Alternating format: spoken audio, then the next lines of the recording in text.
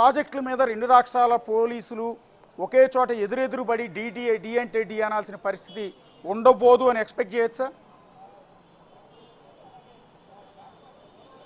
Yes, exactly, wonderful. ఎందుకంటే రెండు రాష్ట్రాలు కూడా రాజకీయ లబ్ధి కోసం ఒక నాటకం ఆడారని కూడా మొత్తం అటు తెలుగు సమాజం మొత్తం తెలంగాణ సమాజం కూడా చెప్తుంది. ఎందుకంటే ఎన్నికలకు పోలింగ్కు ఒక రోజు ముందు ఈ హైడ్రామా కొనసాగింది.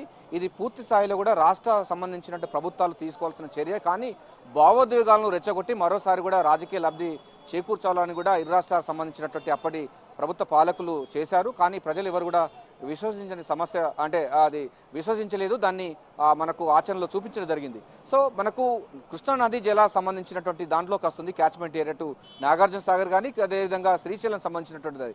అందులో దాదాపు 811 టీఎంసీల నీటిని రెండు రాష్ట్ర ప్రభుత్వాలు వాడుకోవాలి. 299 సీఎం తెలంగాణ, మిగతాదంతా కూడా 512 ఏపీ వాడుకోవాలి. కానీ అది దానికి విరుద్ధంగా కొంత వర్షాకాలం అంటే వర్షాలు పడకపోవడం వల్ల క్యాచ్మెంట్ ఏరియా తక్కువగా ఉండడంతో నీళ్లు రాలేక పరిస్థితి ఉన్న నీటిని వాడుకోవాలన్నది తాగునీటికి టాప్ ప్రయారిటీ ఇవ్వాలి, తర్వాత సాగునీటికి రెండవ ప్రయారిటీ ఇవ్వాలని కూడా అనుకున్నారు. కానీ ఇదంతా జరుగుతున్న క్రమంలోనే అటు ఏపీ సంబంధించినటువంటి ముఖ్యమంత్రి కానీ అటువంటి వాళ్ళు అటు తెలంగాణ సంబంధించిన డ్రింకింగ్ వాటర్ కోసం అడిగినప్పుడు దాన్ని పూర్తి స్థాయిలో కూడా తమ ఆధీనంలో తీసుకొని ఒక యుద్ధ వాతావరణం పాకిస్తాన్ ఇండియా సరిహద్దు ప్రాంతంలో ఎట్లయితే ఉందో ఆ తరహా సంబంధించినటువంటి దాన్ని చేశారు. దాన్ని ఎవరు విశ్వసించలేదు.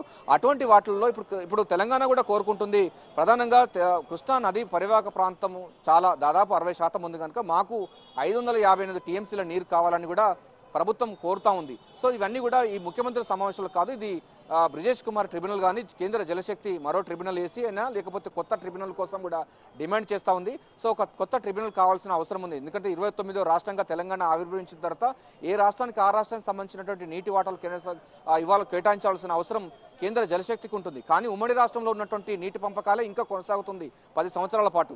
దీన్ని పూర్తి స్థాయిలో కూడా ఈ రెండు రాష్ట్రాలు కూడా ఒక రాష్ట్రానికి ఎంతైతే కావాలో ఆ రాష్ట్రానికి సంబంధించిన దానిపైన కూడా పట్టుబట్టే అవకాశం ఉంది, కేంద్రం పైన ఒత్తిడి తీసుకొచ్చే అవకాశం ఉంది. అందుకోసం ఈ సమస్యను పరిష్కరించే విధంగా రెండు రాష్ట్ర ప్రభుత్వాలు కూడా ఇప్పుడు కృష్ణా నదీ జలాల విషయంలో తమ వాటా తేల్చాలని కూడా కేంద్రాన్ని డిమాండ్ చేసే అవకాశం ఉంది.